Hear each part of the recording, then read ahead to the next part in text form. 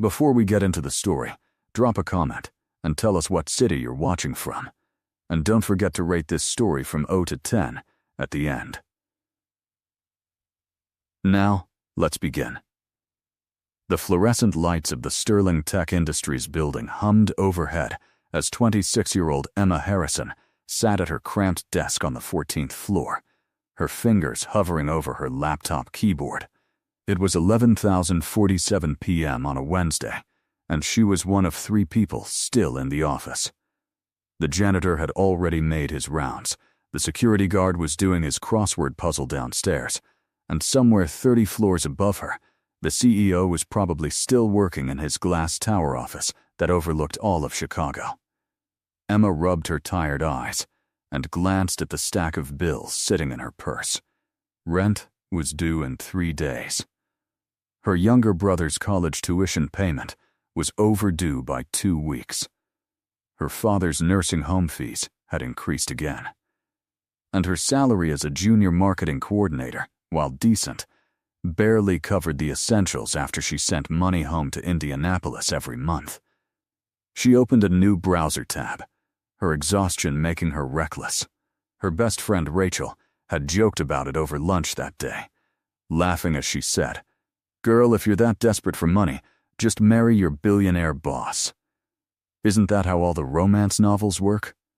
They'd both laughed, but now, alone in the quiet office with her anxiety mounting, Emma found her fingers typing without conscious thought. How to marry your boss. She hit enter before she could stop herself, then immediately felt foolish. The search results populated with ridiculous articles, romance novel recommendations, and advice columns warning about workplace relationships. Emma scrolled through them with a mixture of amusement and desperation, clicking on one particularly absurd article titled 10 Steps to Becoming Mrs. CEO. Step 1. Make yourself indispensable. Emma snorted. She already worked 60-hour weeks for a man who probably didn't know her name. Step 2. Look your best at all times.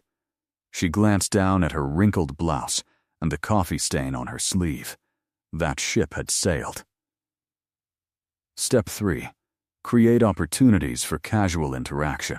Right, because she totally had access to the executive floor, where billionaire tech genius Nathan Sterling spent his days making decisions that affected thousands of employees. Emma had seen Nathan Sterling exactly 4 times in her 2 years at Sterling Tech.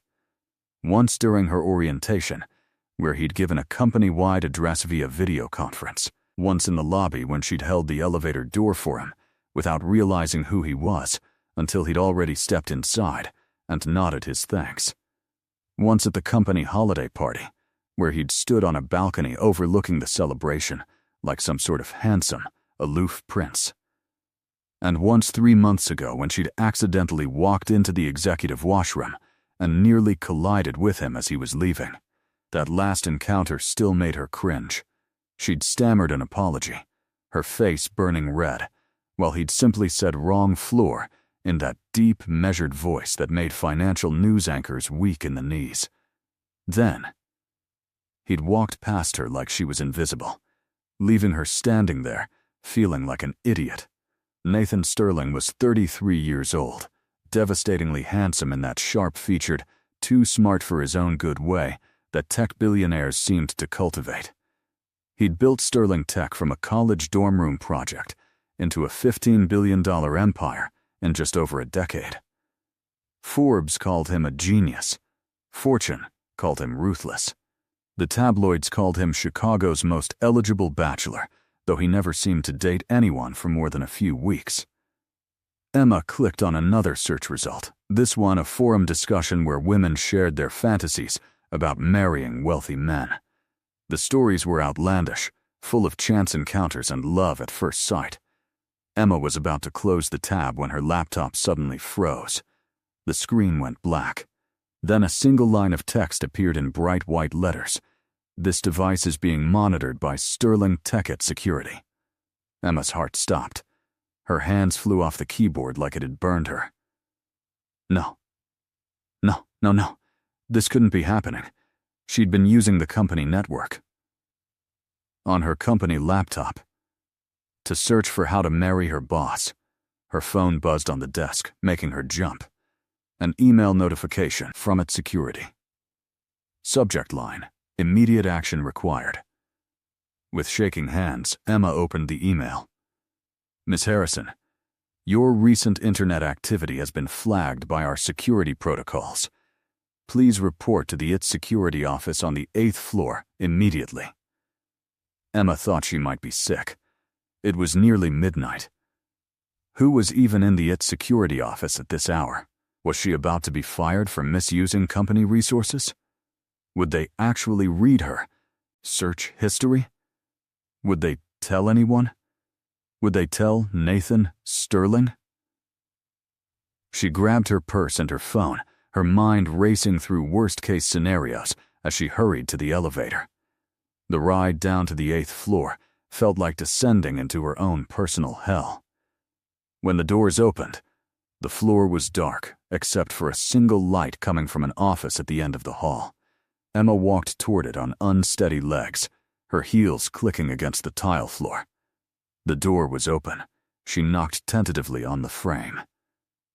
Miss Harrison. Come in. The voice didn't belong to anyone from its security. Emma would have recognized that voice anywhere.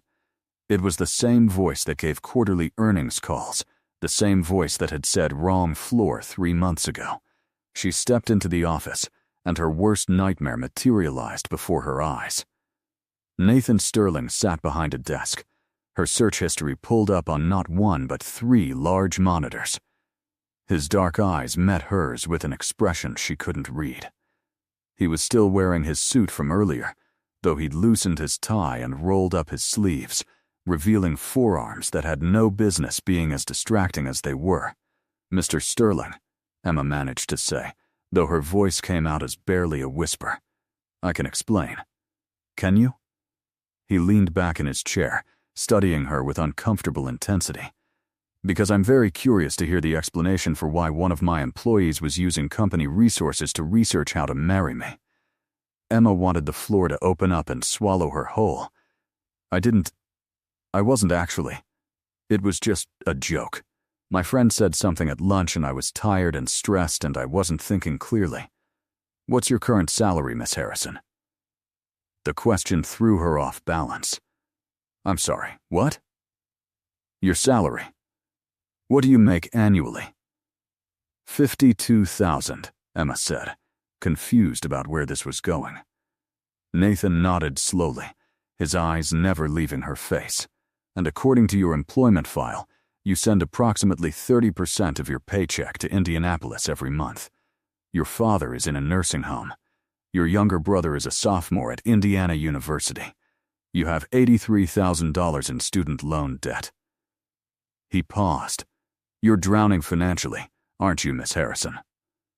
Emma felt tears prick her eyes, but she refused to let them fall. That's really none of your business, Mr. Sterling.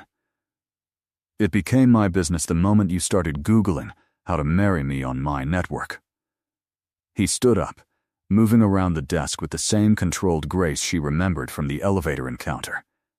He was tall, at least 6'2", and Emma had to tilt her head back to maintain eye contact.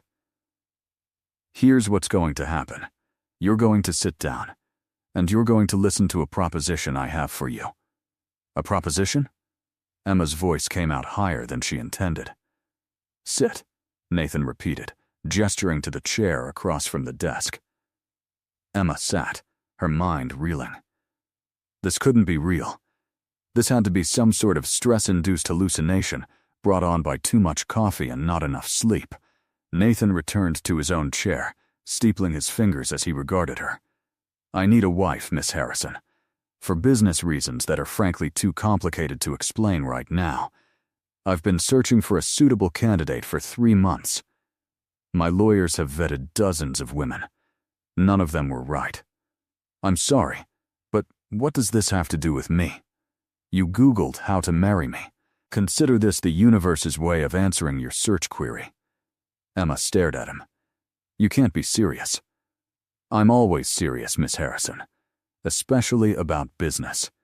And make no mistake, this would be a business arrangement. He pulled out a folder from his desk drawer and slid it across to her. 6-month contract marriage. In exchange, you would receive a signing bonus of $200,000, a monthly allowance of $50,000, full benefits including medical coverage for your entire family, and a completion bonus of $1 million at the end of the contract period. Emma's hands trembled as she opened the folder. The numbers swam before her eyes. $200,000. That would pay off more than half her student loans. The monthly allowance was nearly what she made in a year. The completion bonus would change her entire family's life. Why? She asked, looking up at him. Why would you offer this to a random employee you don't even know? Because you're not a random employee anymore. The moment you searched for how to marry me, you became someone who was desperate enough to consider unconventional solutions to financial problems. That's exactly the kind of pragmatic thinking I need in a contract wife. This is insane. This is business. There's a difference. Nathan leaned forward, his dark eyes intense. I have a board meeting in 2 weeks where I need to present a stable personal life to secure a merger worth $3 billion.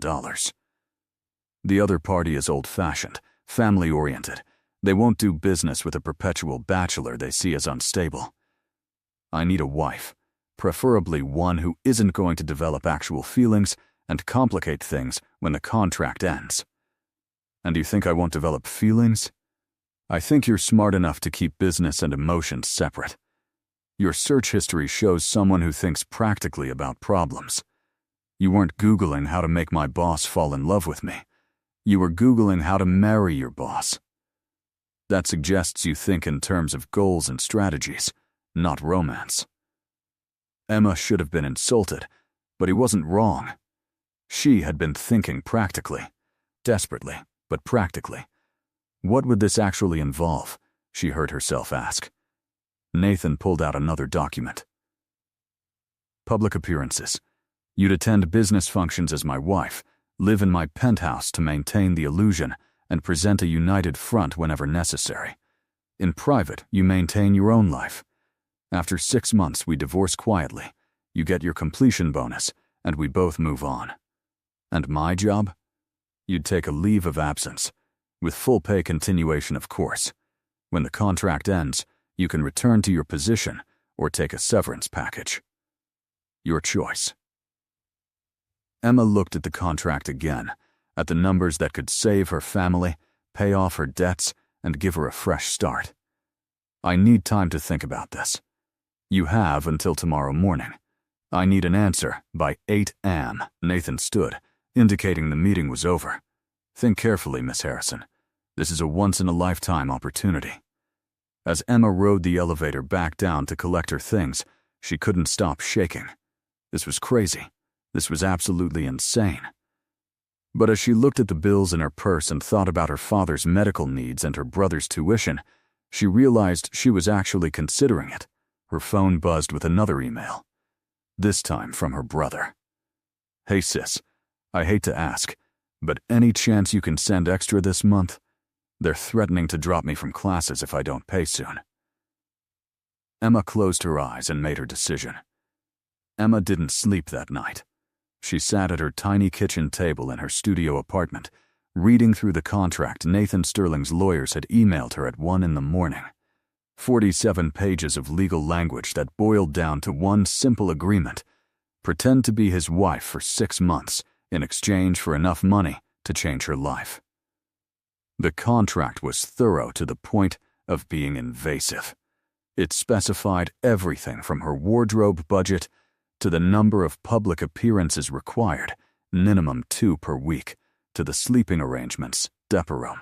There was a social media clause requiring her to post couple photos at least 3 times per week. There was a clause about physical affection, holding, and brief kisses acceptable in public. Nothing more. There was even a clause about what would happen if either of them developed genuine feelings, Immediate contract termination with prorated compensation. The sun was rising over Chicago when Emma finally signed the digital document and sent it back. Her hands were still shaking as she pressed send. 30 seconds later, her phone rang. Miss Harrison. Nathan's voice sounded alert despite the early hour, like he'd been awake too. I see you've made your decision. I have questions. I expected you would. My driver will pick you up in an hour.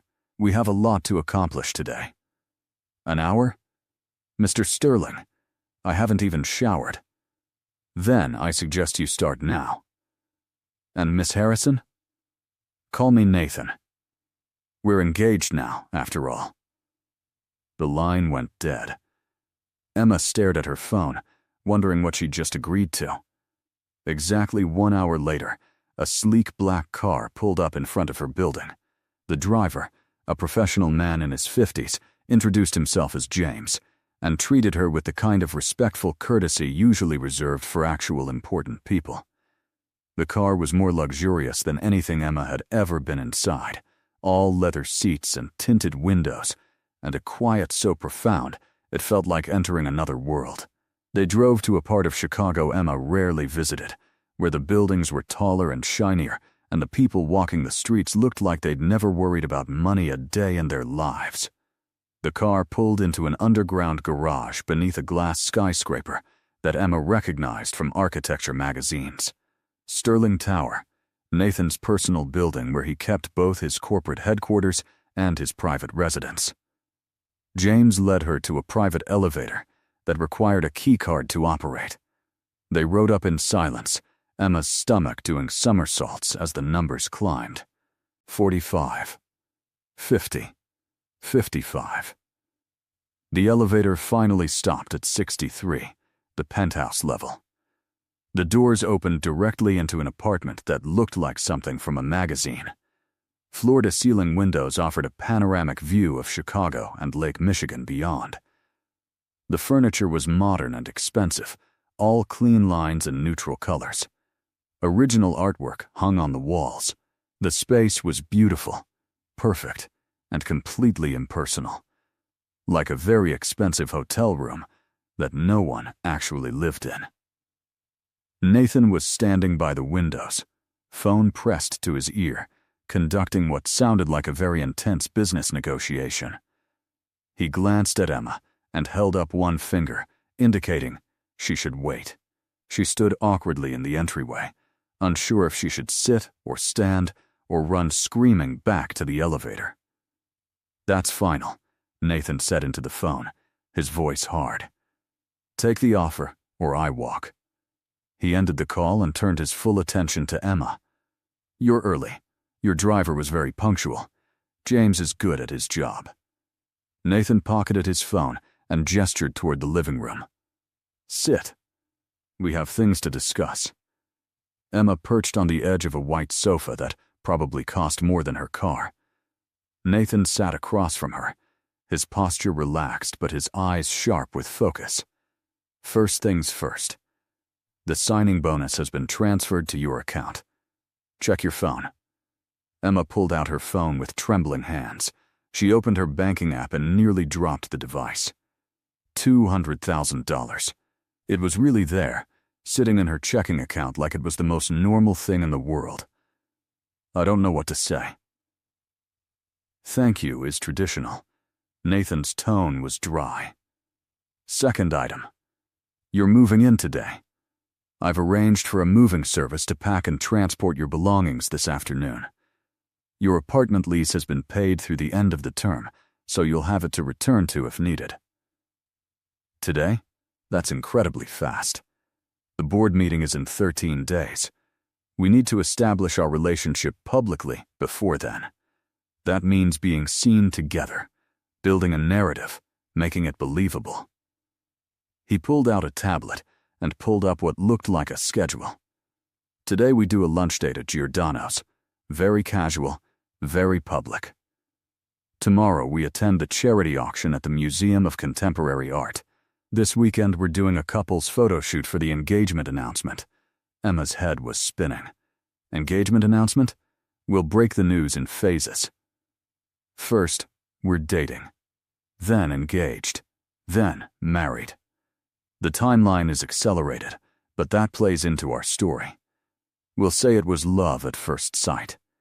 His expression was completely serious, like he was discussing a marketing campaign rather than fake romance. And people will believe that? People believe what they want to believe. A tech billionaire falling for a regular employee is exactly the kind of fairy tale story the media loves. We'll give them just enough to run with it and let them fill in the romantic details themselves. Emma studied his face, looking for any sign of uncertainty or second thoughts. She found none. Nathan Sterling approached this fake relationship with the same calculating precision he probably applied to corporate mergers. It was both impressive and deeply unsettling. "What about your family?" she asked. "Friends? Don't they need to believe this too?" Something flickered in Nathan's expression, gone too quickly for Emma to identify. "My parents are deceased. I have a younger sister who lives in London. She won't be an issue. As for friends, I don't really have those. Business associates, yes. Friends, no." The admission was matter of fact, but Emma heard the loneliness underneath it. That's sad. That's life when you build an empire before you're 30. Nathan stood, clearly uncomfortable with the personal turn of the conversation. "Your room is down the hall, second door on the left. My assistant will be here in an hour to take you shopping for appropriate clothing. Everything you need for public appearances will be provided. I have clothes." Nathan's eyes swept over her outfit, a simple blouse and slacks she'd thrown on that morning. "Not the kind you'll need for what we're doing." "Don't argue, Emma. This is part of the arrangement." It was the first time he'd used her first name. Something about hearing it in his deep voice made her stomach flip. The rest of the day passed in a blur of activity that left Emma's head spinning. Nathan's assistant, a terrifyingly efficient woman named Victoria, arrived with a stylist who took Emma's measurements, assessed her coloring, and disappeared with a promise to return with appropriate wardrobe options. Then came the makeup artist, who taught Emma techniques for camera-ready looks. Then the media consultant, who coached her on how to handle potential press interactions. "Keep answers brief and vague," the consultant instructed. "When they ask how you met, smile and say it was unexpected. When they ask about the relationship timeline, say when you know you know. Don't give them specifics they can fact-check." By the time they left for their public lunch date, Emma felt like she'd been through a crash course in being a billionaire's girlfriend. She was wearing a designer sundress that cost more than her monthly rent, her hair and makeup professionally done, her every move coached and calculated. Nathan met her in the living room, and for the first time, she saw his carefully controlled expression slip into something that might have been appreciation. "You look good," he said simply. "Your team of experts worked miracles. The miracles just enhanced what was already there."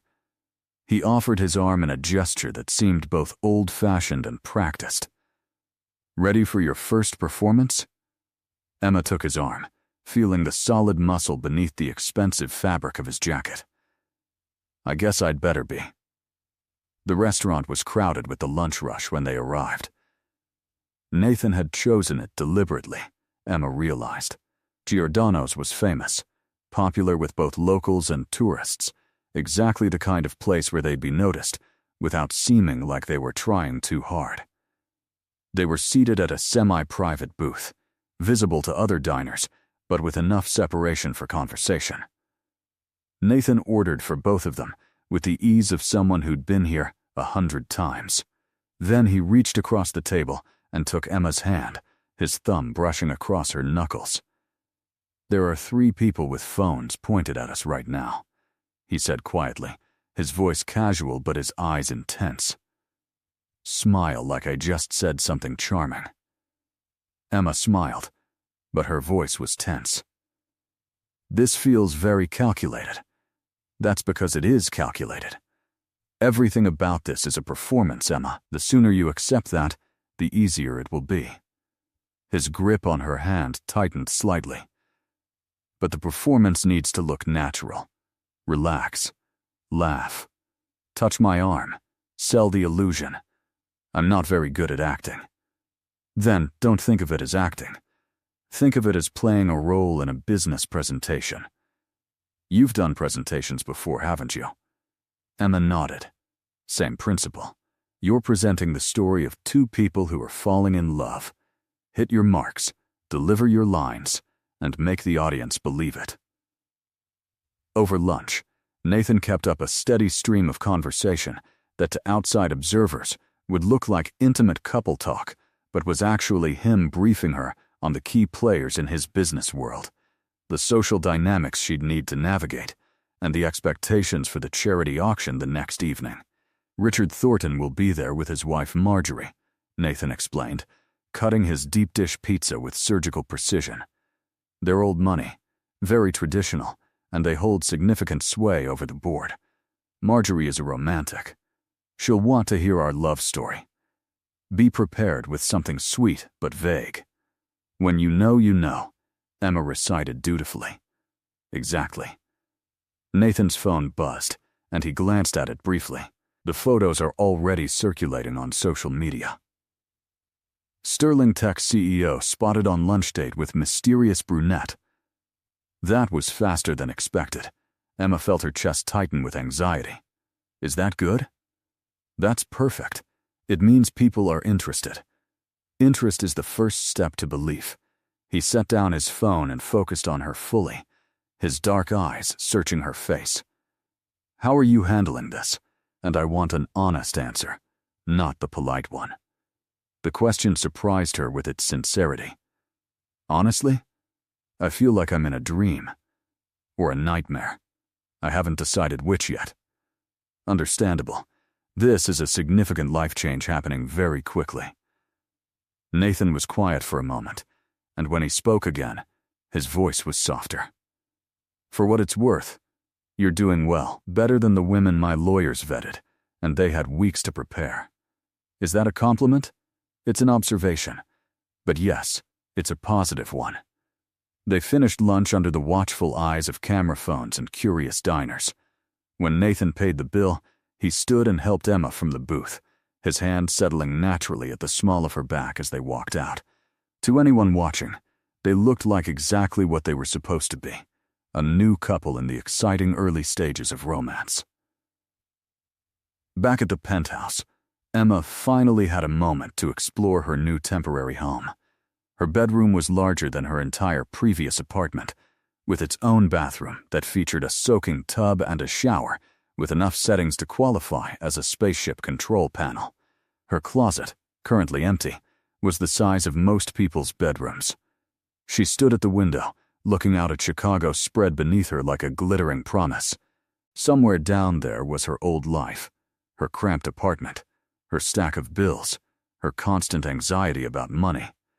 Up here was this bizarre new existence, where she was pretending to be in love with a man she barely knew, in exchange for more money than she'd ever dreamed of having. A knock on her door interrupted her thoughts. Nathan stood in the hallway, his jacket discarded, his tie loosened, looking somehow more human in his slightly rumpled state. "The moving company will be here in an hour with your things," he said. "I wanted to check if you needed anything before then." "I'm fine." "Thank you." Nathan nodded, but didn't leave. He seemed to be weighing something in his mind. "Emma, I realize this situation is unconventional. If you're having second thoughts, I'm not." Emma surprised herself with how quickly she answered. "I signed a contract. I took your money. I'm committed to seeing this through. Even so, if at any point you want out, we can renegotiate the terms. I'm not in the business of forcing people into situations they can't handle." It was unexpectedly kind, coming from a man who seemed to view everything through a lens of business efficiency. "Why did you really choose me?" Emma asked.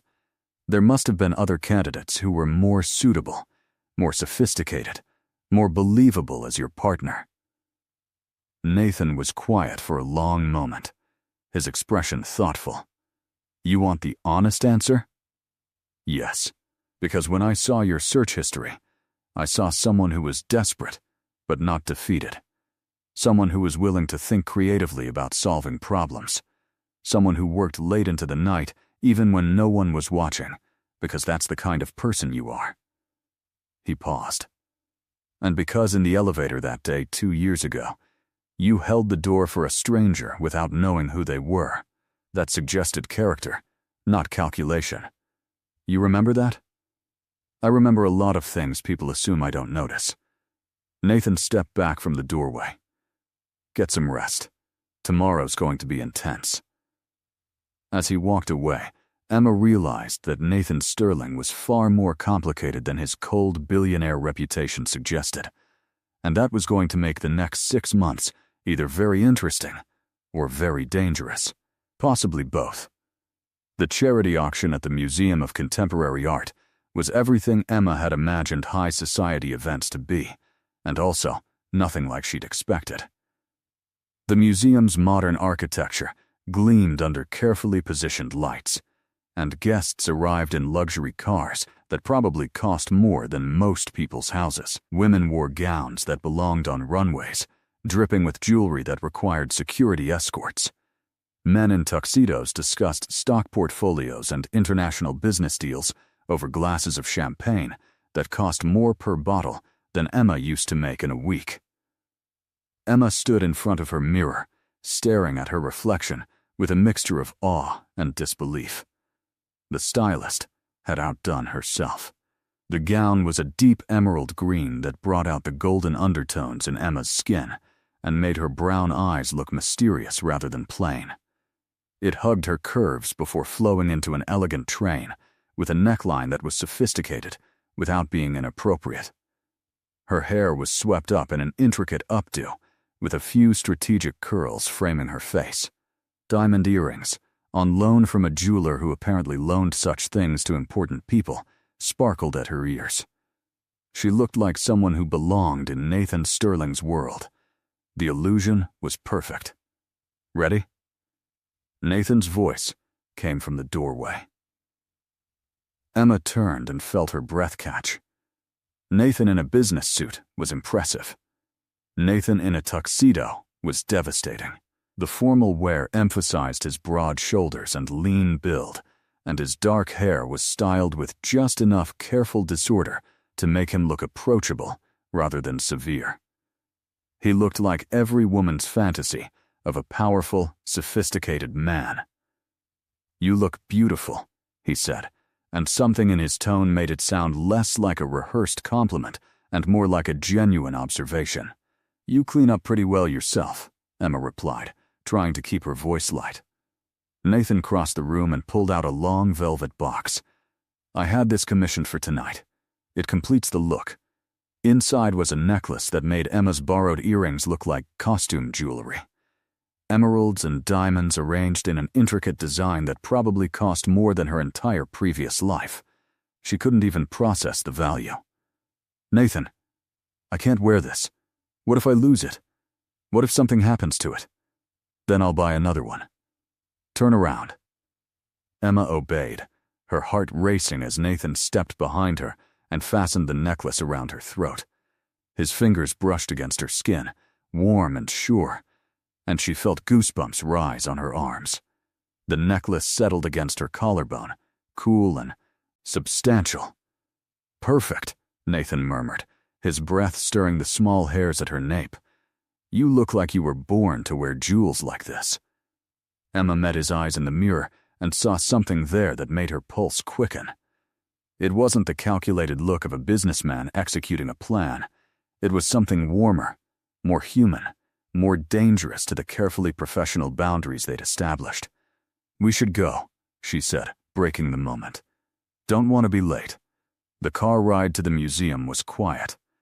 Nathan spent most of it on his phone, finalizing details for the board meeting, while Emma watched the city lights blur past the tinted windows. She was intensely aware of him beside her, of the warmth radiating from his body in the enclosed space, of the subtle scent of his cologne. Nervous? He asked without looking up from his phone. Terrified. Good. A little fear keeps you sharp. He finally set the phone aside and turned to her.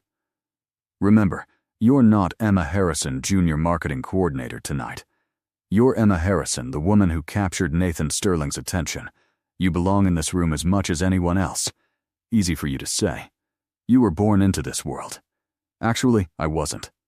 Nathan's expression turned distant. My parents were middle class. My father was an accountant. My mother was a teacher. They died in a car accident when I was 17. I built Sterling Tech with a small inheritance and a lot of student loans. I know exactly what it's like to feel like you don't belong in rooms full of people who were born with silver spoons in their mouths. Emma stared at him, this piece of his history rewriting her entire understanding of who he was. I didn't know that. Most people don't. I don't advertise my background. In this world, perception is often more important than reality. The car pulled up to the museum entrance. Showtime, Emma. Ready to dazzle Chicago's elite? As ready as I'll ever be. Nathan helped her from the car, his hand firm and steady on hers. Cameras flashed immediately. Photographers were stationed along the red carpet leading into the museum, and they went into a frenzy when they recognized Nathan. Mr. Sterling. Who's your date? Nathan. Look over here. Is this the woman from the lunch photos?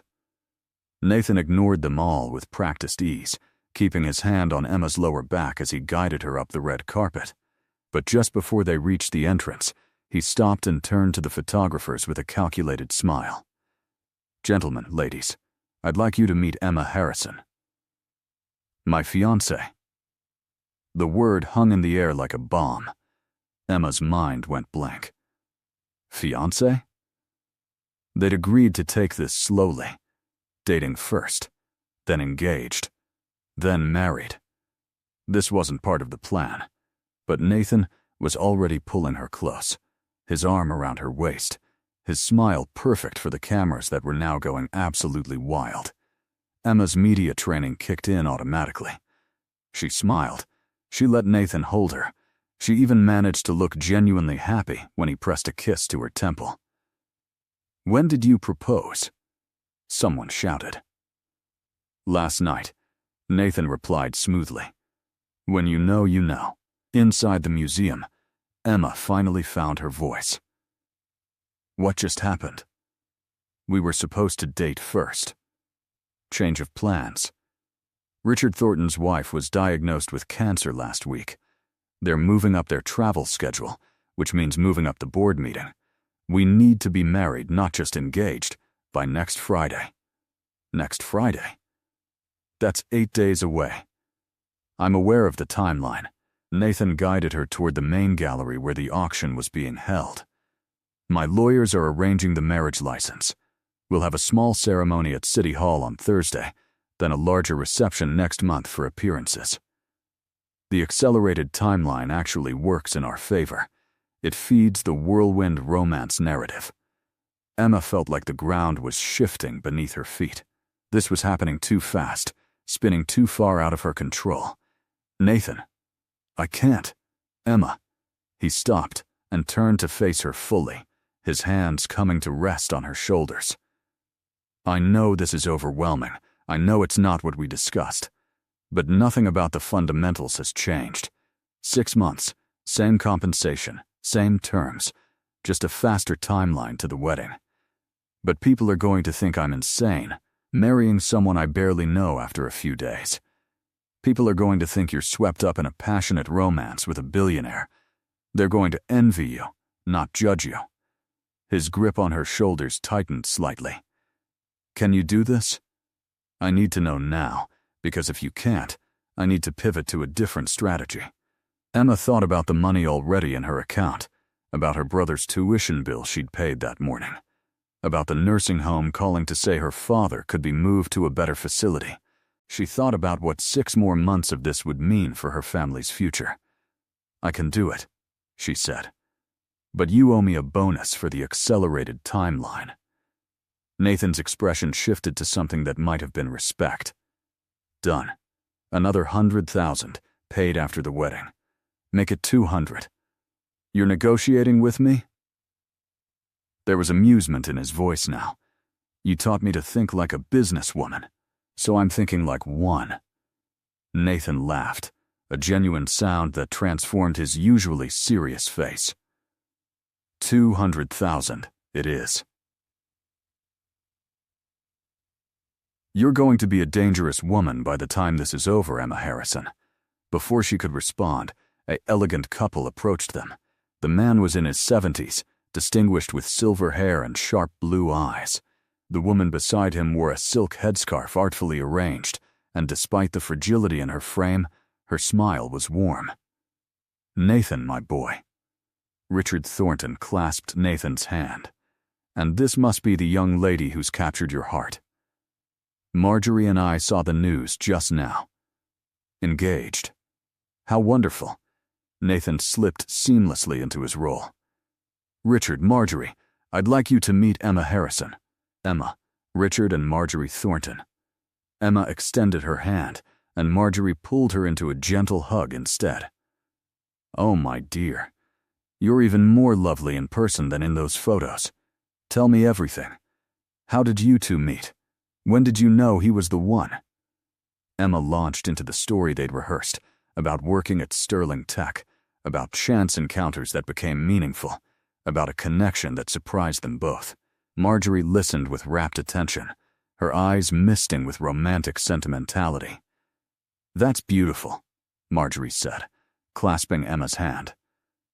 "You know, I told Richard the moment I saw you two on that red carpet. 'That girl loves him,' I said. You can see it in her eyes." Emma felt a flush of guilt. She didn't love Nathan. This was all an elaborate performance, but Marjorie looked so happy, so genuinely pleased by their supposed romance, that Emma couldn't bring herself to feel too badly about the deception.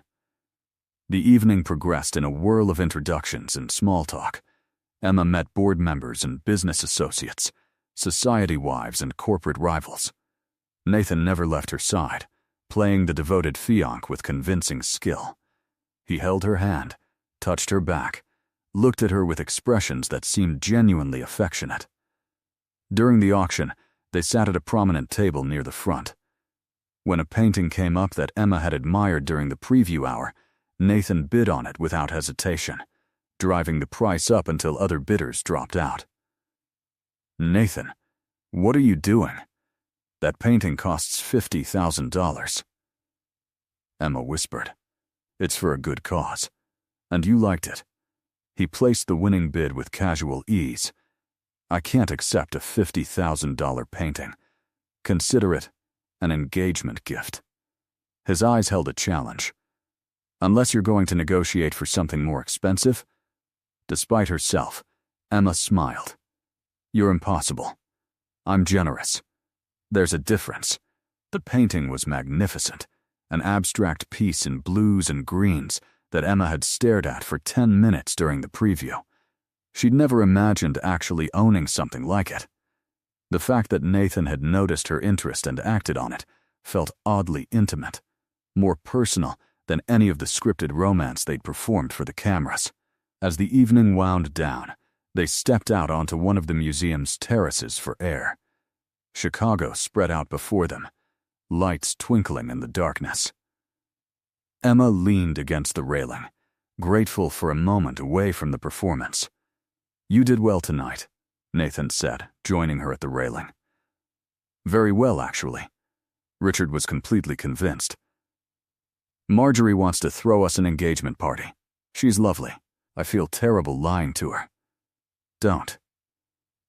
In her own way, Marjorie understands business arrangements. She married Richard because her father's company needed his investment. They've been together 40 years now, and they're genuinely devoted to each other. Sometimes arrangements that start as business become something more. "Is that what you think will happen with us?" The question slipped out before Emma could stop it. Nathan turned to look at her, his expression unreadable in the low light. I think we should stick to the terms of our contract and not complicate things with hypotheticals. It was a deflection, a retreat to professional boundaries. But Emma had seen the way he looked at her when he thought she wasn't watching. She'd felt the warmth in his touch when it lingered just a second longer than necessary. Nathan Sterling was better at acting than he gave himself credit for, but he wasn't perfect. Sometimes the mask slipped. "We should head back," Nathan said, checking his watch. "Long day tomorrow. Wedding planning, believe it or not. I still can't believe we're getting married in 8 days. 7 days now. It's past midnight." Emma laughed despite the surreal nature of the situation. "This is absolutely insane. Welcome to my world, Emma. Insanity is just another Tuesday." As they rode home in the quiet car, Emma found herself watching Nathan's profile in the passing streetlights. He'd closed his eyes, his head resting against the seat, looking younger and less guarded than usual. She wondered what he was really thinking, if any part of him was as confused by their situation as she was. "I can feel you staring," Nathan said without opening his eyes. "Sorry, just thinking.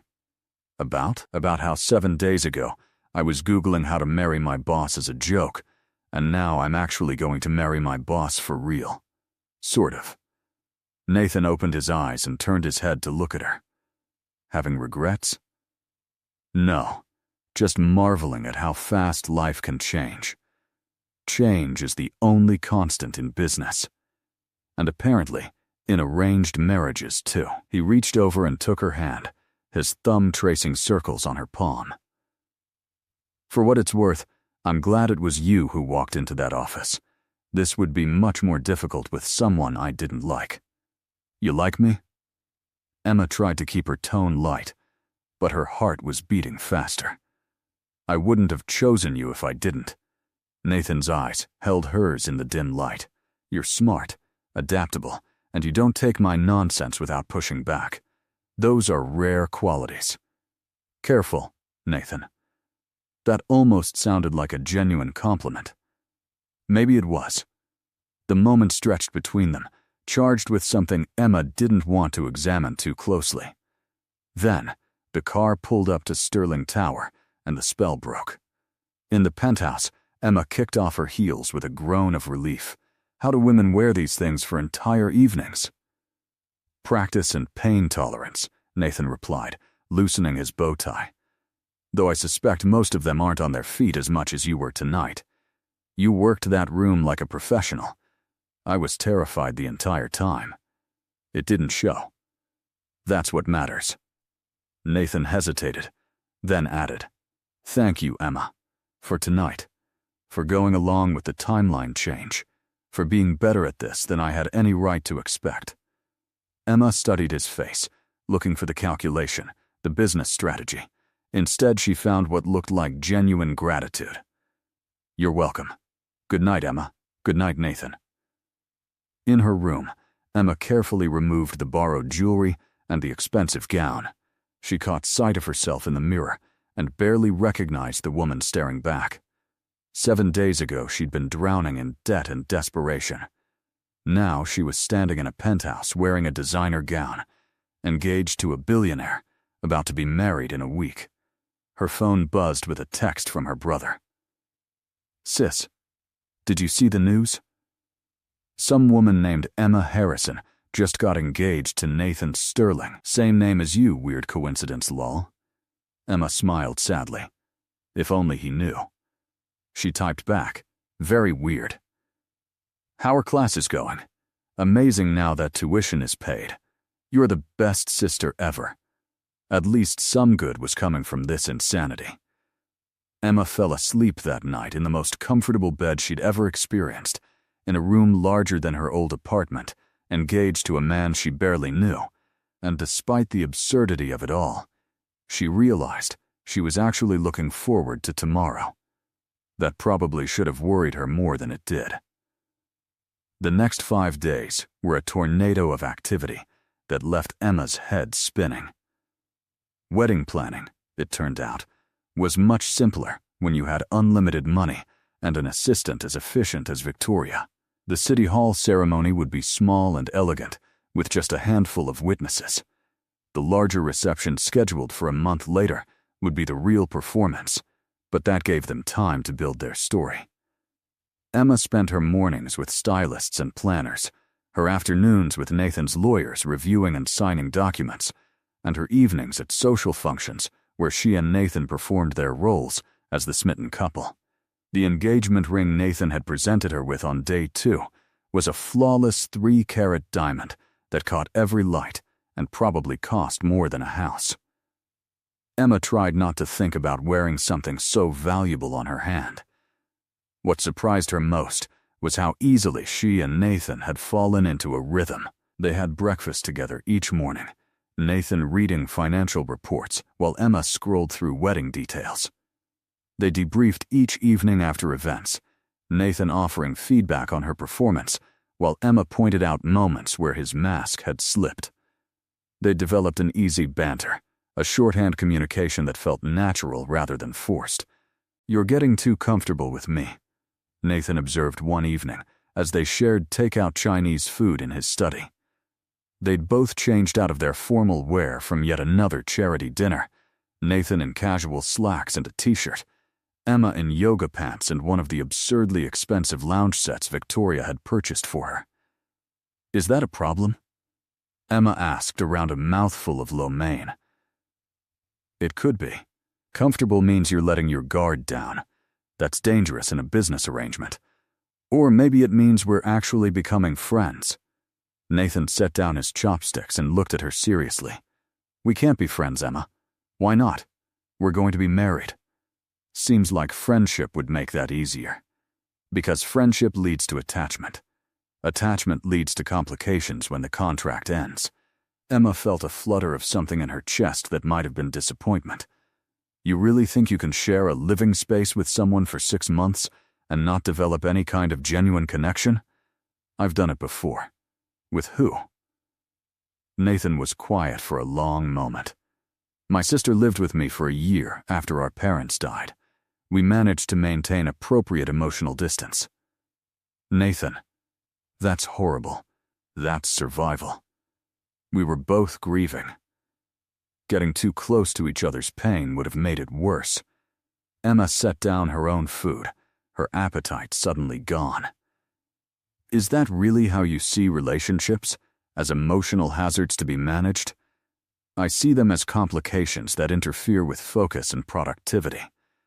But something in Nathan's expression suggested he wasn't as certain as his words implied. "That's the loneliest thing I've ever heard. Loneliness is just another form of inefficiency. Listen to yourself. You sound like a robot programmed for business success." Emma leaned forward, her voice softening. "Nathan, when was the last time you let yourself actually feel something without calculating the cost-benefit analysis?" The question hit its mark.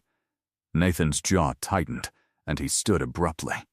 "This conversation is veering into territory outside our agreement. Our agreement is that we pretend to be married. That requires actually talking to each other like humans, not business associates. We talk plenty. We discuss strategies and schedules. That's not the same thing." Emma stood as well, frustration bubbling up. "You want me to sell the illusion of loving you, but you won't let me know you well enough to make it convincing. You're doing fine without knowing me." "Am I? Or am I just playing a character based on romance novel tropes?" Emma crossed her arms. "Tell me one real thing about yourself. Something that's not in my briefing documents or your public biography. Why does this matter to you? Because I'm about to marry you. Even in a fake marriage, I should know more about my husband than his favorite color and his coffee order." Nathan stared at her, something warring in his expression. Finally, he spoke quietly. "I'm terrified of becoming my sister." The admission hung in the air. Emma waited, not pushing, letting him decide how much to share. "Olivia married for love," Nathan continued, his voice careful. "Some artist she met in London. He was charming, romantic, Everything I'm not. She was deliriously happy for about 6 months. Then the money ran out, his true colors showed, and she discovered he'd married her for her inheritance. The divorce nearly destroyed her. I'm sorry. Don't be sorry. Be aware. Love makes people stupid. It clouds judgment and leads to poor decision-making. Our arrangement is honest, clean. No one gets hurt because no one has unrealistic expectations. Emma moved closer to him, drawn by the pain she could hear beneath his controlled tone. Nathan, not everyone who falls in love gets hurt. Name one relationship that lives up to its promises. Richard and Marjorie Thornton. You said yourself they started as a business arrangement and became genuine partners. They're the exception, not the rule. Or maybe they're proof that connection isn't always a weakness. Emma reached out and touched his arm gently. I'm not saying we should fall in love. I'm just saying that being friends, actually liking each other, doesn't have to be a threat to our agreement. Nathan looked down at her hand on his arm, then up at her face. You're making this more complicated than it needs to be. Welcome to being human. We're complicated creatures. For a moment, Nathan seemed to be considering her words. Then he stepped back, breaking the contact. We should get some sleep. The wedding is in 2 days. We both need to be sharp. Emma nodded, recognizing the dismissal. But as she headed to her room, Nathan's voice stopped her. Emma? She turned. I appreciate what you're trying to do, but some walls exist for good reasons. Emma met his eyes across the study. Maybe, or maybe they're just prisons we build for ourselves. The morning of the wedding arrived with unseasonable warmth, Chicago's October weather offering up a perfect autumn day. Emma woke early, her stomach a knot of nerves that had nothing to do with their arrangement and everything to do with the fact that she was actually getting married today. Victoria arrived at 8 with a team of stylists. The dress for the City Hall ceremony was elegant, but simple, a cream-colored sheath dress that fell just below the knee, paired with a tailored jacket and classic pumps. Emma's hair was styled in soft waves, her makeup natural but polished. She looked like a woman getting married for love, not money. The thought made her chest ache unexpectedly. You look beautiful, Emma, Victoria said, her usually efficient demeanor softening slightly. Nathan is a lucky man. It's just business, Emma replied automatically. Victoria gave her a knowing look. Is it? Because I've been Nathan's assistant for 5 years, and I've never seen him look at anyone the way he looks at you. He's a good actor. He's a terrible actor, actually. He's just very good at hiding emotions. There's a difference. Victoria handed Emma a small bouquet of white roses. These are for you. From Nathan. Emma took the bouquet, surprised by the gesture. Attached was a small card in Nathan's precise handwriting, for keeping your promises. And something warm bloomed in Emma's chest, dangerous and unwelcome. The ceremony at City Hall was brief and surprisingly moving. Nathan's sister Olivia had flown in from London specifically for the occasion, a delicate woman with Nathan's dark eyes and a fragile smile. The witnesses included Victoria, James the driver, and Richard and Marjorie Thornton, who'd insisted on being present. Nathan stood at the front of the small room looking devastating in a charcoal suit, his expression unreadable as Emma walked down the short aisle toward him. When she reached his side, he took her hands in his, and she felt them trembling slightly. He was nervous. Nathan Sterling, billionaire CEO who commanded boardrooms and built empires, was nervous about marrying her. The officiant spoke about commitment and partnership, about choosing each other every day. The words felt both hollow and profound, scripted for real marriages, but landing differently in their carefully constructed arrangement. Do you, Nathan Alexander Sterling, take Emma Rose Harrison to be your lawfully wedded wife? I do. Nathan's voice was steady, but his grip on Emma's hands tightened. And do you, Emma Rose Harrison, Take Nathan Alexander Sterling to be your lawfully wedded husband? Emma looked into Nathan's eyes and saw something there that made her breath catch. Fear, hope, and something she couldn't quite name. I do. Then, by the power vested in me by the state of Illinois, I now pronounce you husband and wife.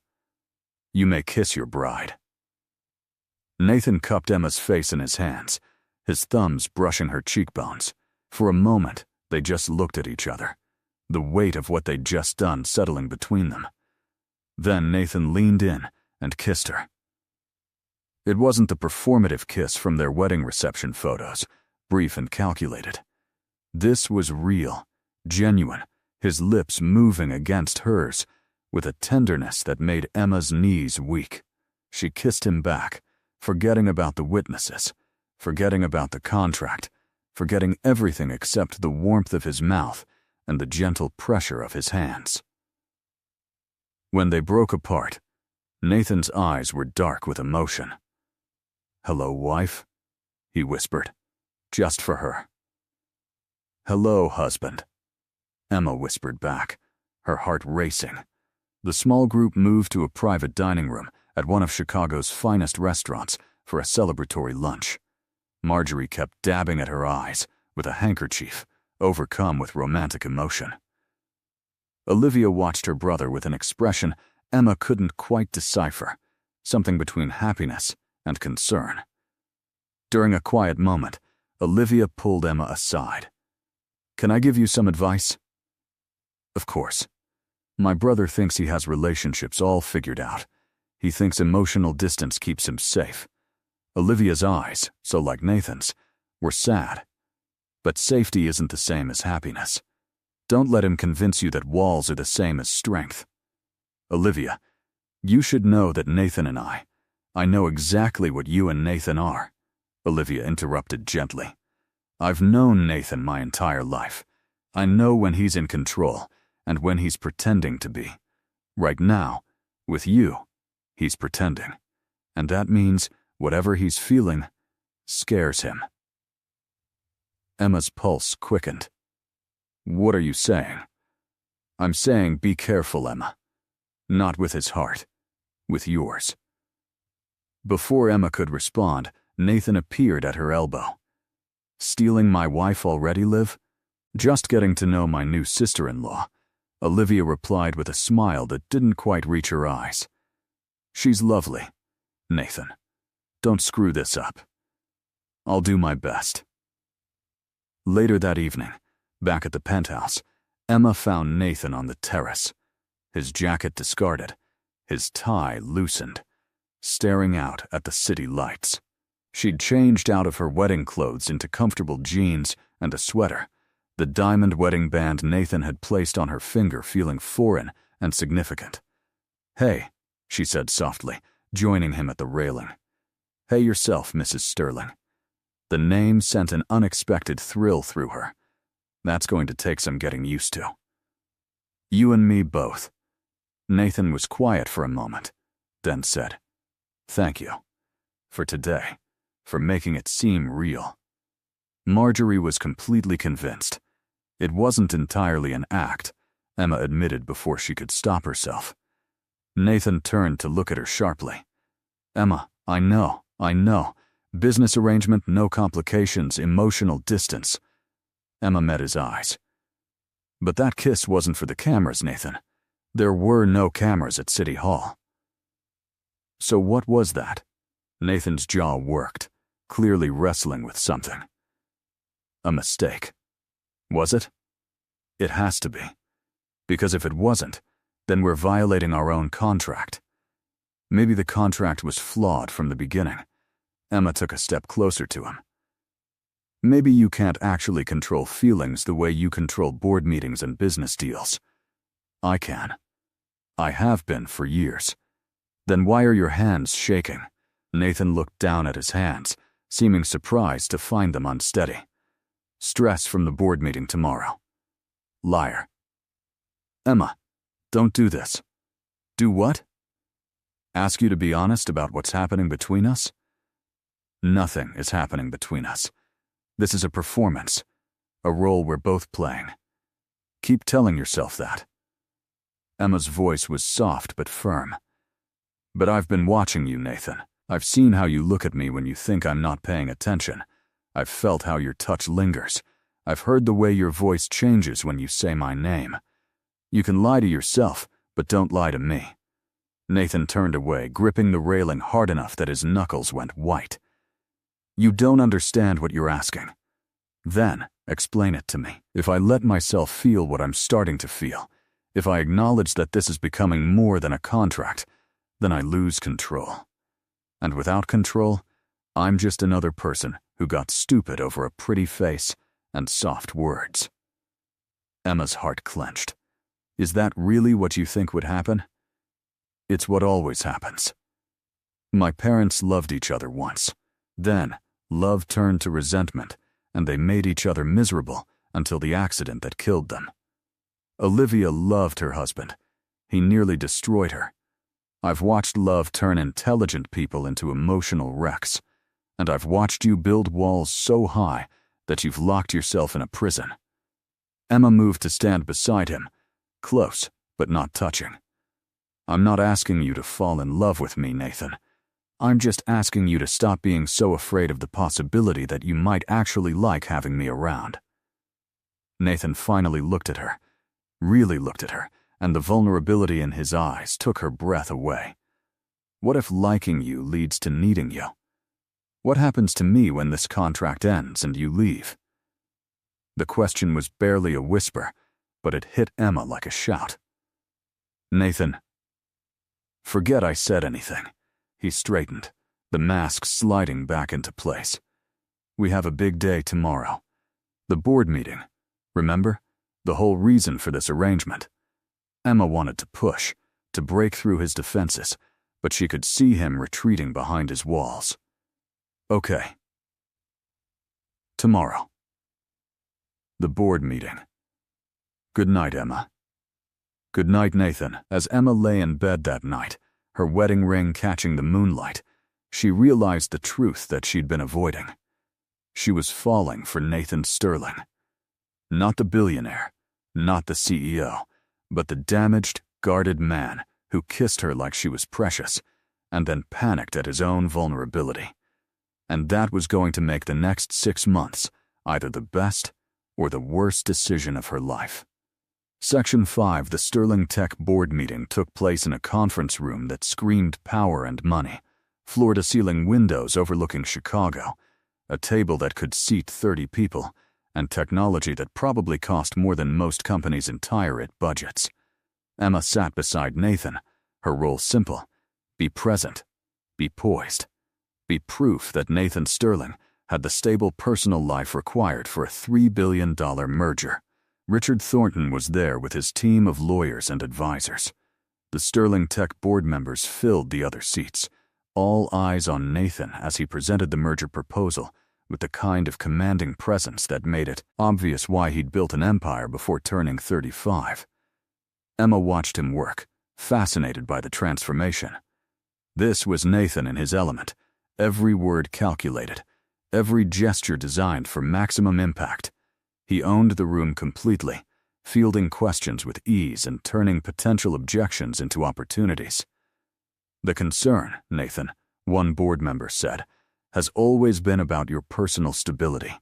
Your history of short-term relationships and aversion to commitment made you a risky bet for a partnership with a family-oriented company like Thornton Industries, which is why I'm pleased to introduce my wife, Emma Sterling. Nathan's hand found hers under the table, warm and steady. We were married yesterday. The announcement caused a stir. Richard Thornton smiled broadly. Congratulations, my boy. Marjorie will be over the moon. The meeting proceeded smoothly after that. Richard and Nathan hammered out final details while lawyers scribbled notes and board members nodded approval. By the time they broke for lunch, the merger was essentially done, pending final documentation. You were perfect, Nathan murmured to Emma as they walked to a private office for a break. Exactly what I needed. I didn't do anything. You were there. That was enough. Once they were alone, Nathan's professional demeanor cracked slightly. He loosened his tie and ran a hand through his hair, a gesture Emma had come to recognize as a sign of stress. "Are you okay?" she asked. "I should be celebrating. The merger is happening. Everything I've worked toward for the past year is coming together." But he didn't sound happy. But Nathan was quiet for a long moment. "But it feels hollow. I've achieved my goal, secured my company's future, and all I can think about is what you said last night." Emma's heart rate picked up. "What part?" "The part about building walls that became a prison." Nathan turned to look at her. "You were right. I've been so focused on protecting myself from being hurt that I've forgotten what it feels like to actually connect with someone." "Nathan, let me finish, please." He moved closer to her. "This arrangement was supposed to be simple, a business transaction that solved both our problems. But somewhere between the charity auction and yesterday's wedding, it became something more. At least for me." Emma felt her breath catch. "What are you saying?" "I'm saying that when I kissed you at City Hall, it wasn't a mistake. It was the first honest thing I've done in years." Nathan reached up to cup her face, his touch gentle. "I'm saying that I'm terrified, because I'm starting to have feelings for you that have nothing to do with our contract." "I'm scared too," Emma whispered. "This wasn't supposed to happen." "No, it wasn't. But maybe Marjorie was right. Maybe sometimes business arrangements become something real." Nathan leaned in slowly, giving Emma every opportunity to pull away. She didn't. When his lips met hers, it was different from the City Hall kiss, deeper and more urgent. Emma wound her arms around his neck, pulling him closer, and Nathan made a low sound in his throat that sent heat racing through her.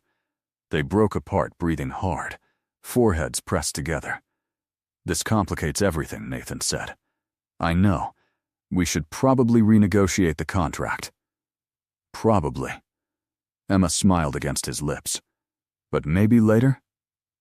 "Much later," Nathan agreed, kissing her again.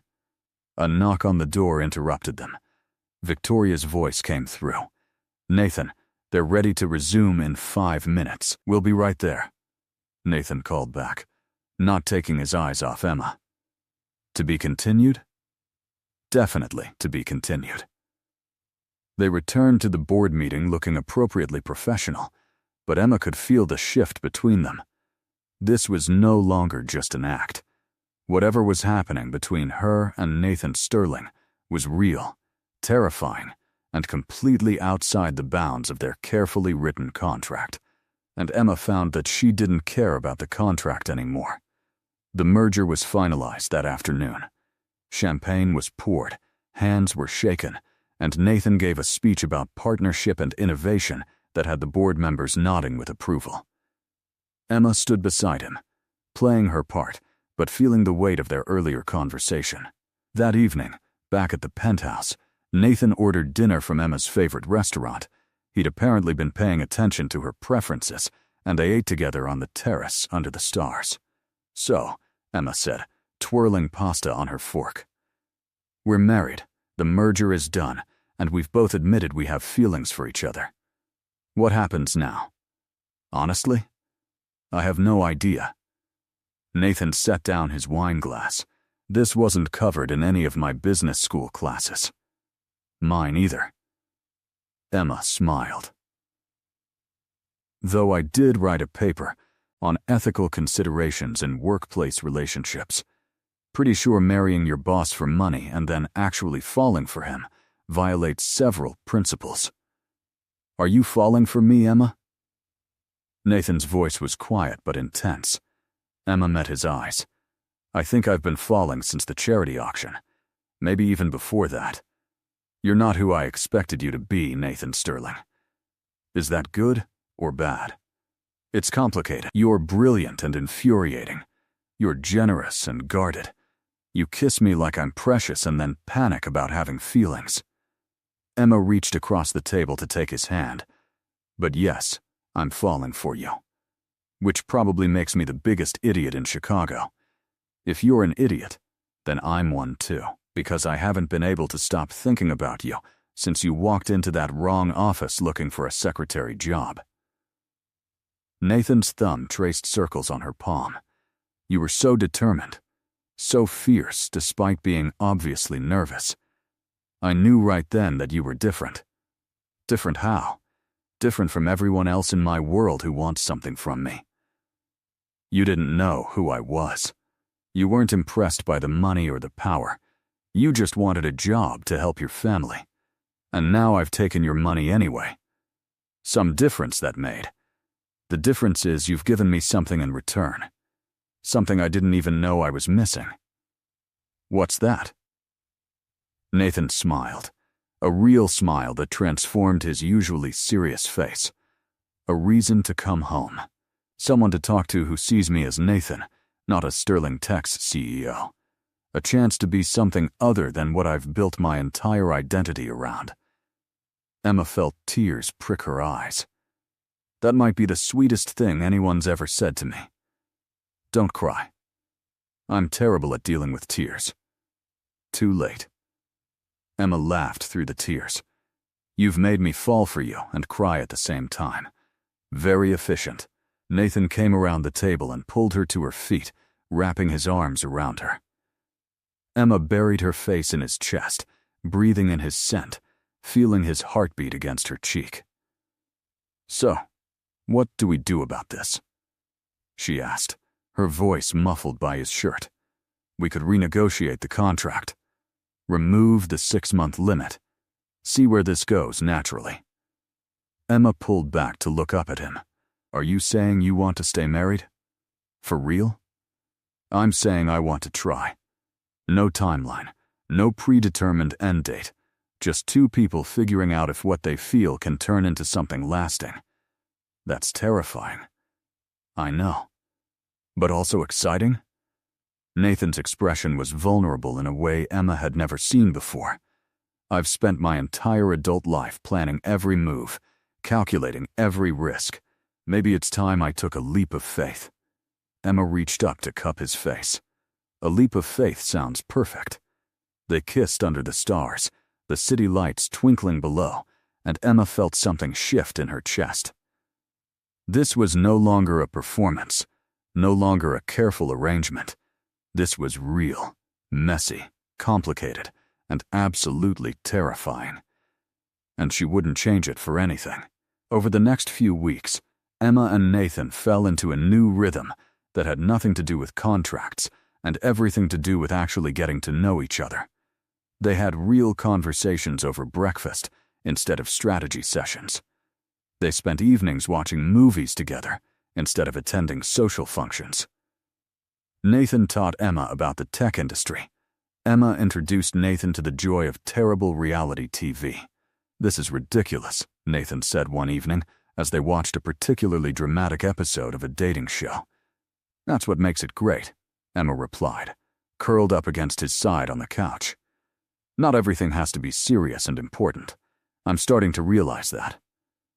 Emma's brother came to visit from Indianapolis, and Emma watched nervously as Nathan charmed him over dinner. By the end of the evening, her brother was convinced Nathan was the best thing that ever happened to his sister. He really loves you, her brother said as Nathan stepped away to take a call. Like, for real, loves you. The way he looks at you. It's like you're his entire world. Emma's heart swelled. Yeah. I think he does. A month after their City Hall wedding, they hosted the larger reception they'd promised for appearances. But unlike the original plan, this celebration felt genuine. Emma wore a stunning white gown. Nathan looked devastating in his tuxedo, and when they danced together for the first time as husband and wife, there was nothing fake about the way they moved together. Happy? Nathan murmured against her ear. Ridiculously happy, Emma replied. You? More than I knew was possible. The reception was filled with friends, family, and business associates. all celebrating what they believed was a whirlwind romance. Only Emma, Nathan, and a handful of trusted people knew the truth, that this had started as a business deal and transformed into something neither of them had expected. Marjorie Thornton pulled Emma aside during the reception. "I knew from the moment I saw you two that this was special. True love always shows, dear." Emma smiled, not bothering to correct her. Because in a way, Marjorie was right. What she and Nathan had found was true, even if it had started from the strangest circumstances. As the evening wound down, Nathan and Emma escaped to a quiet balcony overlooking the venue. "We did it," Emma said. "We pulled off the wedding, the merger, everything. We did more than that." Nathan pulled her close. "We found something neither of us was looking for." "Do you regret it? The way it started?" Nathan was quiet for a moment, considering. "No, because I don't think I would have let myself be vulnerable enough to fall for you if we'd met conventionally. The contract gave me an excuse to let you into my life, and once you were there, you made it impossible to keep my walls up. I'm not sure if that's romantic or just really weird. Can't it be both?" Emma laughed. "With us? Definitely both."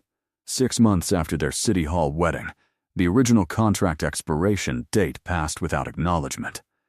Emma was firmly established as Mrs. Nathan Sterling, and their relationship had evolved from arrangement to genuine partnership. They still had their struggles. Nathan's workaholic tendencies clashed with Emma's need for quality time, and Emma's impulsiveness sometimes overwhelmed Nathan's need for control. But they were building something real. One evening, as they lay in bed together, they'd abandoned the separate bedrooms months ago. Nathan turned to Emma with an uncharacteristically nervous expression. "I have something for you," he said, reaching into the nightstand drawer. "If this is another piece of expensive jewelry, I'm going to have to open a vault." "It's not jewelry." Nathan handed her a document. Emma sat up, confused, and began to read. Her eyes widened as she realized what she was holding. "Nathan, this is the original contract. Voided, signed by me, and witnessed by my lawyer." Nathan sat up beside her. "I don't want you to wonder if this is real or if I'm just fulfilling an obligation. I want you to know that I choose you, Emma. Not because of a contract, not because of money or business arrangements, but because I love you." Tears streamed down Emma's face. "You love me? I love you. I've probably loved you since you negotiated an extra $200,000 like a boss, but definitely since you called me out for building prisons instead of walls." Nathan cupped her face, wiping away tears with his thumbs. "I love you, Emma Sterling, and I want to spend the rest of my life proving it to you." "I love you too," Emma whispered. "This whole crazy, impossible situation, and I ended up exactly where I was supposed to be. With me? With you." They made love that night with a tenderness and passion that came from genuine connection, not performance. And afterwards, as Emma drifted off to sleep in Nathan's arms, she thought about the Google search that had started everything. She'd been looking for how to marry her boss. Instead, she'd found out how to fall in love with her husband. And that, she decided, was so much better than anything she could have planned. 3 years later, Emma stood in the nursery of their new home, a sprawling estate in the Chicago suburbs that Nathan had purchased after Emma mentioned wanting a yard and space for kids someday. The room was painted a soft yellow, filled with stuffed animals and baby furniture that had all been carefully researched and selected. Emma's hand rested on her swollen belly, 7 months pregnant with their first child. Nathan had been over the moon when she told him, his carefully controlled CEO demeanor crumbling into pure joy. He'd cried, actually cried, and then immediately started planning and preparing with the same intensity he brought to corporate mergers. "You're supposed to be resting," Nathan's voice came from the doorway. Emma turned to find her husband watching her with that expression he got sometimes, like he couldn't quite believe she was real. I was just checking on the room. For the 15th time this week, Nathan crossed the space and wrapped his arms around her from behind, his hands settling over hers on her belly. Everything is perfect, Emma. The room is ready. The house is ready. We're ready. Are we, though? Ready to be parents? Emma leaned back against him. What if we mess everything up? Then we mess it up together and figure it out as we go, just like everything else in our relationship. Emma smiled. That was true. Nothing about their relationship had ever been conventional, but somehow they'd made it work.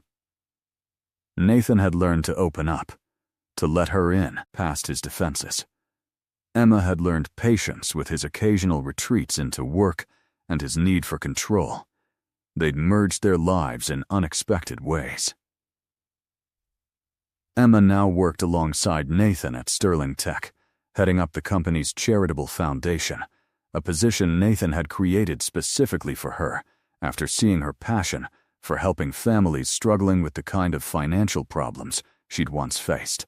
Together, they donated millions to medical research, educational programs, and support services for families in crisis. I got an email from my brother today, Emma said, turning in Nathan's arms. He got into medical school. That's fantastic. We should celebrate. We are. He's coming to visit next month to thank his favorite brother-in-law for the recommendation letter you wrote. Nathan smiled. I'm his only brother-in-law. Details. Emma reached up to kiss him softly. Thank you, by the way, for being so good to my family, for treating them like they're yours, too. They are mine. You're mine. This little one is mine. Nathan's hand splayed across her belly. I've got everything I never knew I needed, even though it started with me Googling how to marry you. Nathan laughed, the sound rich and genuine. Especially because of that. If you hadn't been desperate enough to make that search, we might never have found each other. I wasn't desperate. I was financially motivated. You were drowning and looking for creative solutions. I'm just glad I was able to throw you a life preserver. And then became the reason I wanted to keep swimming. Emma kissed him again. I love you, Nathan Sterling, even when you make terrible business metaphors about our relationship. I love you too, Emma Sterling, even when you mock my communication style. They stood there in the nursery, holding each other, feeling their baby move between them. Outside, the sun was setting over their yard, painting the sky in shades of gold and pink. Emma thought about the scared, desperate woman she'd been 3 years ago, typing that Google search in a moment of exhaustion and anxiety. She'd been looking for a way to marry her boss, a fairy tale solution to real-world problems. Instead, she'd found something much more valuable, a partnership built on honesty, a love that grew from unexpected places, and a family that was about to get one member bigger. Do you think our kid will understand someday? Emma asked. That we started as a business arrangement? I think our kid will understand that love comes in many forms and from many places, and that sometimes the best things in life are the ones you never planned for. That's very philosophical for you. I've been reading parenting books. They're surprisingly insightful. Emma laughed. Of course you've been reading parenting books. You probably have a color-coded system and a ranking chart. Actually, I have a spreadsheet with ratings and key takeaways from each book. Nathan's expression was completely serious. What? I wanted to be prepared. You're going to be an amazing dad. Neurotic, but amazing. And you're going to be an incredible mom, even though you insist on eating pickles with ice cream. The baby wants what the baby wants. They moved back to the living room, Nathan fussing over Emma until she was comfortably settled on the couch with pillows and a blanket despite the warm evening. He disappeared into the kitchen and returned with her current craving vanilla ice cream with dill pickles on the side. You know, Emma said as Nathan settled beside her, when I made that Google search, I was thinking about security. Financial stability, a way to solve my problems. And did you get what you were looking for? I got so much more. I got a partner who challenges me. A husband who loves me despite, or maybe because of, how weird our beginning was. I got a whole new life I never would have dared to dream about. Nathan pulled her close. I got more than I bargained for, too. I thought I was buying a solution to a business problem. Instead, I got a wife who calls me on my nonsense, makes me laugh, and taught me that opening your heart isn't the same as losing control. Look at us, being all emotionally mature and communicative. Your influence. 3 years ago, I would have rather died than have this conversation. And now? Now I can't imagine not having these conversations. Not having you to talk to laugh with, to build a life with. Nathan's hand found her belly again. Not having this family we're creating. Emma felt tears well up. Pregnancy hormones made her cry at everything these days, but this was the good kind of crying. I Google how to marry bosses and ended up with the love of my life. That's pretty lucky. Or fate. Or just good algorithms. Whatever it was, I'm grateful.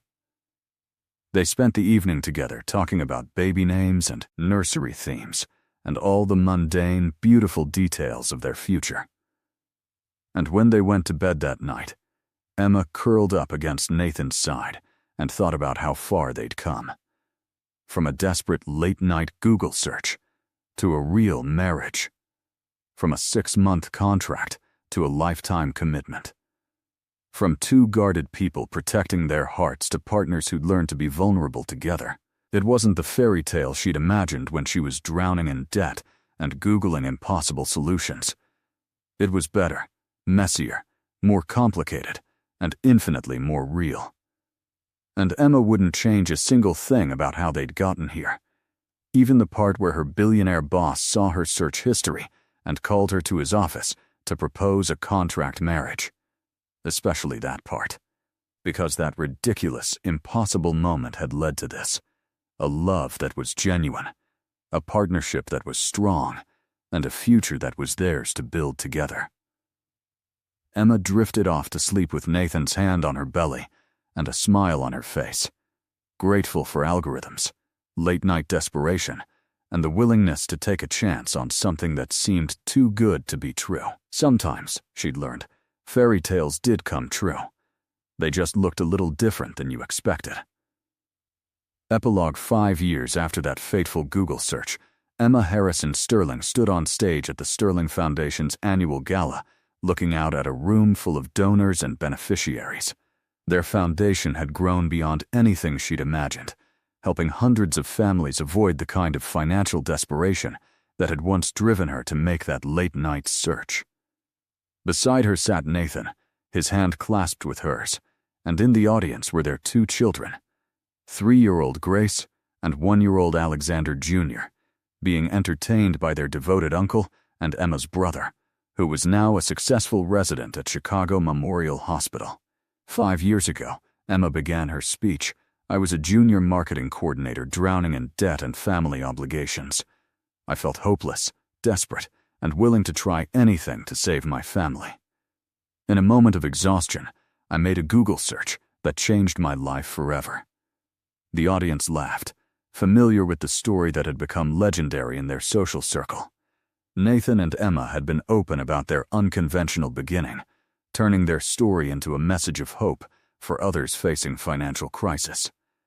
That search led me to an unexpected solution, an impossible arrangement, and ultimately, to the love of my life. Emma looked at Nathan, who smiled back with genuine warmth. But more than that, it taught me that sometimes our lowest moments can lead to our greatest blessings. Sometimes the solutions to our problems come from the most unlikely places. The Sterling Foundation exists to help families find solutions before they reach the point of desperation I experienced. We provide medical assistance, educational funding, and financial counseling. We believe that everyone deserves a chance to build a stable life without sacrificing their dignity or their dreams. The crowd applauded. Emma continued, her voice strong and confident in a way that 26-year-old Emma never could have managed.